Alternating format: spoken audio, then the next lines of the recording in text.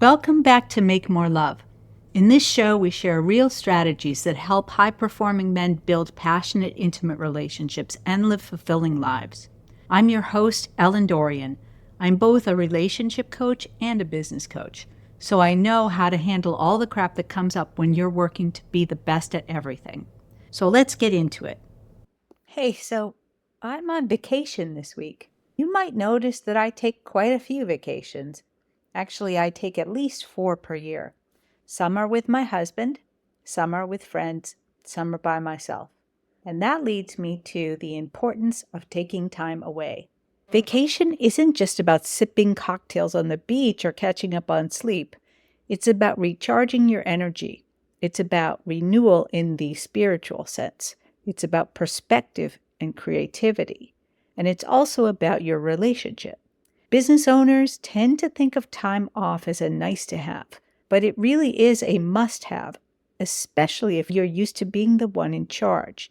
Taking a break isn't selfish, it's strategic for your mental health, your performance, your relationship, and your overall satisfaction in life. When you step away from the day-to-day, even for just a little while, you give your nervous system a chance to reset. You give yourself a little bit of breathing room. This alone makes you a better partner, a better leader, a better parent, a better human being. And it also gives your relationship some room to breathe. And what I mean by that is that you get to take a break from the routines and reactive patterns that build up at home. You're not just coordinating the usual logistics, so there's more space for spontaneity. You might see your partner and yourself, for that matter, with fresh eyes, and both remember that you like each other. You can reset the emotional tone and bring back some of that ease and fun, and maybe unlock a little bit of the curiosity or playfulness that you might not have seen in a while. This is what I call affinity in the relationship hierarchy of needs, and it doesn't happen on its own in a long-term relationship. It needs to be intentional. Let me say this clearly. Do not wait until you are completely burned out to take a vacation. If you treat time off like a fire extinguisher for overwhelm, you'll always be operating in crisis mode. The best time to step away is before you've hit that wall. That's when the rest does its best work, when it's fueling your creativity and your presence and not just giving in to your exhaustion. It happens to everyone, though, from time to time. My husband and I waited too long for a vacation a couple of years ago. We'd been wanting to go on a big vacation, one that was going to need some research and planning, but neither of us had time to do that, so we just kept putting it off. Finally, we were both so exhausted and disconnected that in desperation, we chose to go on an all-inclusive trip to the Dominican Republic. At first, I felt like we'd taken the easy way out. I was almost apologetic about it. But once we got there and settled in, we both became more and more happy with our choice. I came away from that trip wanting to do an all-inclusive vacation every year. Now, we haven't exactly done that, but we do now make vacations a much higher priority than we used to. We're going to continue this conversation in a minute, but first, it's time for a reality check. A lot of business owners say they can't take a vacation because the business can't run without them. But here's the thing, your relationship can't run without you either. And when you're home in your usual routine, it's easy to get absorbed by the business, even when you're technically, off the clock. Your mind's still working on it, you're still answering texts, you're always problem solving and planning your next move. But presence is the currency of connection. And if you can't step away long enough to be truly present with the people who matter most in your life, that's a red flag, not just for your relationship, but for your business too. If your business can't run without you, even temporarily, that's not something to ignore. It's an operations issue, a leadership issue, a relationship issue, and ultimately it's a freedom issue. I don't talk about my business coaching much on this show, but this is one of those places where business and relationships intersect in the most crucial of ways. And that intersection is my sweet spot. So if this is sounding familiar to you, let's address it head on. We're going to need to look at how to design systems, delegate responsibilities, and set your team up for success with the clarity that they need so that you can take real time away. This is a strategic move for the long-term health of your business. If your business can't run without your constant supervision, it's not scalable because you can never grow beyond your own bandwidth. And it's definitely not sellable. If you ever want to expand, exit, or just have a life outside of work, your business has to function without you making every single decision. Ultimately, the goal is to live in a way where your presence has power, where you don't have to choose between building your business and living your life, where nothing and no one gets dropped. Your next step is to book a relationship reset call. I'm saying this because it's quick, it's private, it's free, and it's easy to schedule. Just go to relationshipresetcall.com and book a time with me. And we're back. Now, what counts as a vacation? It's fascinating to me how narrowly people define what constitutes a vacation. People get stuck in a routine for their vacations, and that's not ideal. So I want to look at some vacation types, each with a different flavor, and see which ones might be the best option for you for your next time away. So I've got a bunch here. So the first one is active vacations. That's your hiking, sailing, skiing, and doing active and exciting things. Then there's the learning vacations. Those are the trips where you're visiting places of historical importance, opportunities to learn about the world, visit museums, and do all that stuff. The next one is a restorative vacation. Spa time, retreats, nature, stuff we talked about actually in the last episode about letting your body and mind recover. Now, the all-inclusives are great for this, and I will never make the mistake of underestimating those again.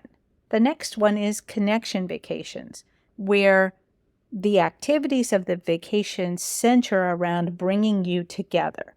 The next one is solo reboots, and that's just taking space and time for you to reflect and recharge. And these are very important as well. Now, I realize that these are tough. If it's hard just to get away from your business, it's even harder to get away from both your business and your relationship to get some time for yourself. But it really is a very important part of being your best for everybody in every aspect of your life. You can also plan it as a creative retreat where you have no deadlines, just ideas and inspiration, and you work at your own pace for as much time as you want, every day, all day, etc. The next type is a digital detox.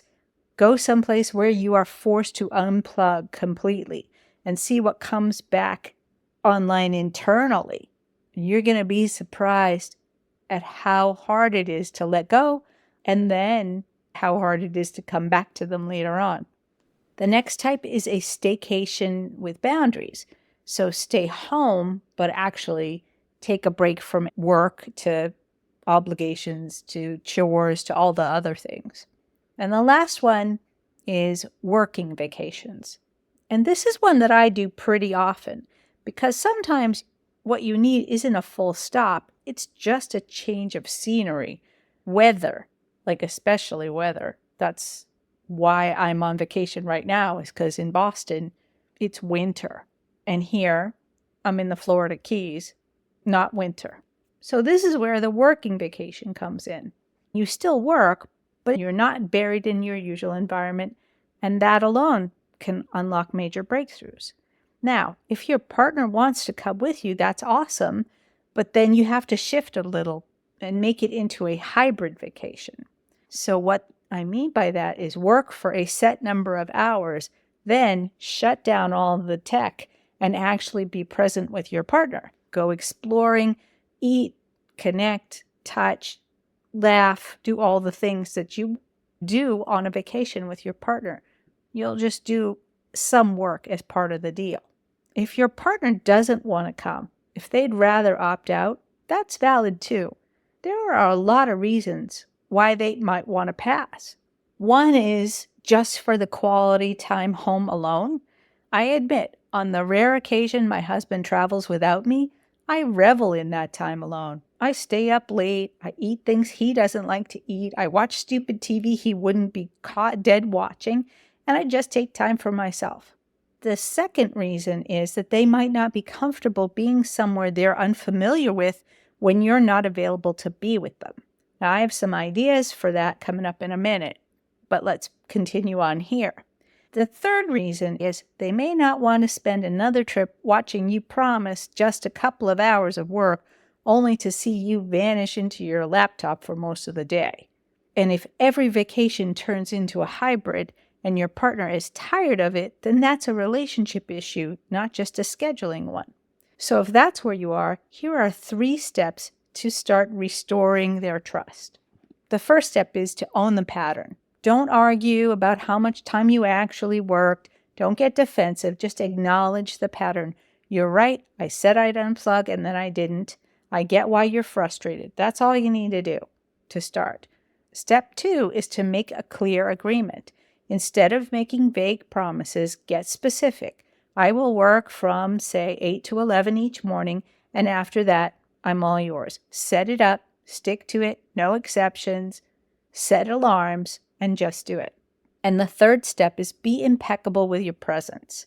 When it's time to connect, really connect. Turn off all the notifications, no email checks, no distractions or half listening.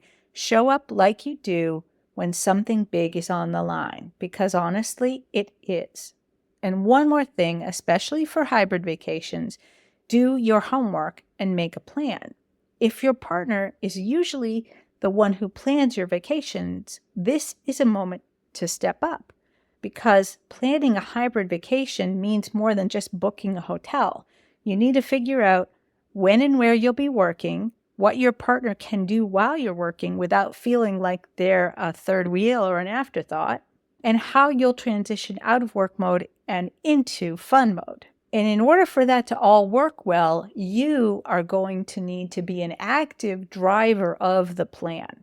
One way to show that you've thought this through is to plan something solo for your partner to do while you're working, something they will actually enjoy and not just so that they can kill time. An obvious one is to book a spa appointment, but you can go way beyond that.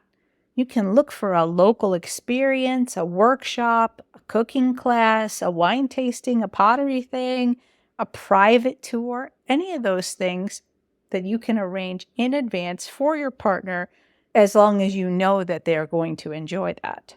Or if your partner wants to just chill, maybe they just want to hang out by the pool. But if that's true, set up a nice spot with their favorite books, their snacks, their coffee, their cocktails, maybe even surprise them with some kind of a journal or a gift that they wouldn't have bought for themselves for that time and that space. Look, if you're at a resort, you can get help from the concierge to do this. They will help you set up a really nice experience. So I recommend that you think about that, because when you do, what you're really saying is, I value you enough to take this seriously, and I value our time enough to make this work. So here's your challenge. Ask yourself, what kind of vacation do you actually need right now? Pick one from the list, plan it, schedule it. It can be a long weekend, a week long, or even a longer one. Because if you want something better, you have to create space for it. And sometimes that starts with stepping away. That's it for me this week, because I'm off practicing what I preach. I'll be back soon with fresh energy, maybe a story or two. One thing's for sure, I definitely have a deeper tan now than I did when I left Boston. All right. I hope today's episode got you thinking, but we can only do so much in an open forum like this. If you want to look at your specific situation, book in that free relationship reset call. We'll figure out the next best move and set you on a path to a better relationship for both you and your partner. Again, you can just head over to relationshipresetcall.com and pick a time. You can also join our Passionate Partners Insider community on Facebook. There's exclusive content and resources there. Or visit our website or our social channels to learn more about our programs, workshops, and private coaching options. All the links to everything I mentioned, plus my personal email, are in the show notes. I'll be here whenever you're ready. Now, I've got a quick request.